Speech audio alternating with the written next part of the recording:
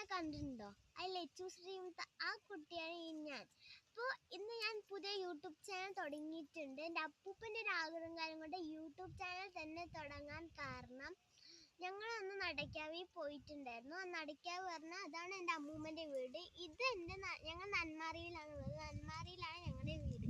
അപ്പോൾ പോയപ്പോൾ അപ്പൂപ്പൻ പറഞ്ഞു എനിക്കും ഇതേപോലെ എൻ്റെ യൂട്യൂബ് ചാനൽ ഞാൻ കാണിച്ചു കൊടുത്തപ്പോൾ അപ്പൂപ്പൻ പറഞ്ഞു എന്നെയും കൂടി ഇടോ ചോദിച്ചു.